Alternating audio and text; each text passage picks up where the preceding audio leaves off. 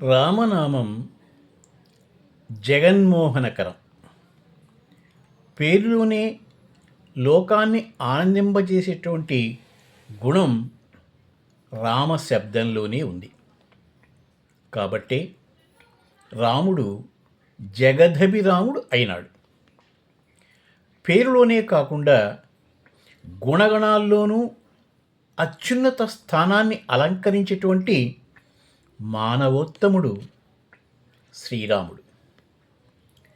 ఈ అవతార పురుషుడి జన్మదినం, వివాహ దినం రెండు కూడా శ్రీరామనవమి రోజునే. ఏటా వసంత ఋతువు చైత్రమాసంలోని శుక్లపక్షంలో నవమి తిథి నాడు సంక్రమించేటటువంటి ఈ శుభదినం మానవాళికి ఆదర్శపాత్రం. శ్రీరాముడు జన్మించిన సమయంలో నక్షత్ర మండలంలో 5 గ్రహాలు ఉన్నత స్థానంలో ఉన్నాయి అని చెప్తారు. ఇంత మంచి వేళలో లోకోత్తర గుణములు కల మహాపురుషులే అవతరిస్తారు అని శాస్త్రం చెప్తోంది. అందుకే రామ జనన వేళ విశ్వక్షేమకారకం. వైవస్వత మన్వంతరంలోని పంచమత్రేతాయుగం 4వ భాగంలో విలంబినామ సంవత్సరం చైత్రశుద్ధ నవమి నాడు రాముడు జన్మించాడు అని ఒక భారతీయ కాలమానం చెప్తోంది. శ్రీరామునికి ఇంతటి విశిష్టత రావడానికి ఆయన ఉదాత్తశీలమే కారణం. లోకంలో అత్యధిక గుణ సంపద గల మహానుభావుడు ఎవరు అని వాల్మీకి మహర్షి ప్రశ్నించినప్పుడు నారద మహర్షి రాముణ్ణి గూర్చి ప్రస్తావిస్తాడు. శ్రీరాముని గుణగణాల్ని వివరిస్తాడు. ఆకాశంలోని చుక్కల్లా అనంత గుణములు కలిగిన రాముని గురించి తెలుసుకొని తాను గనక కావ్యం రాస్తే అలాంటి మహాపురుషుడిపైనే రాయాలి అని నిర్ణయించుకున్నాడు వాల్మీకి మహర్షి. రామాయణ మహాకావ్యాన్ని రచించాడు.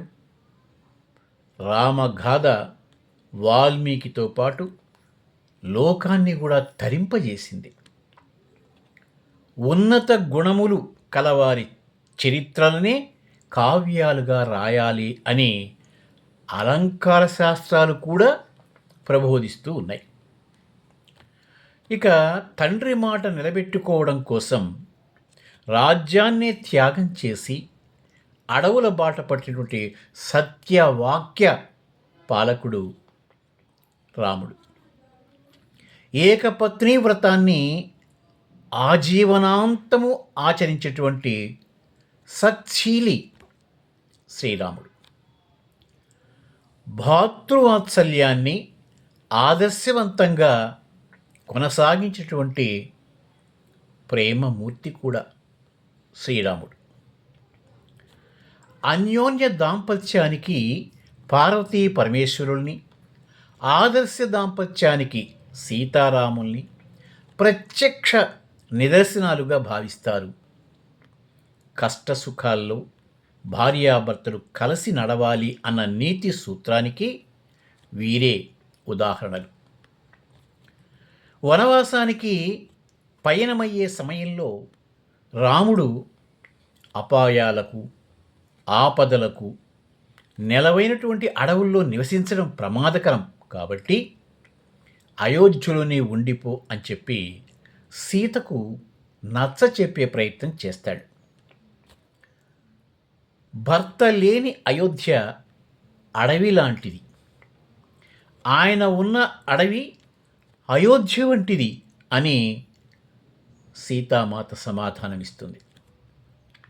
నీడలాగా ఎప్పుడూ భర్తను అనుసరించే ఉంటానని పలికి ఎన్నో కష్టాల్ని ఎదుర్కొన్నటువంటి సాధ్వి సీతాదేవి. విడదీయలేని ప్రేమకు ప్రతిరూపాలైనటువంటి సీతారాములు అందుకే జగదారాధ్యులైనారు.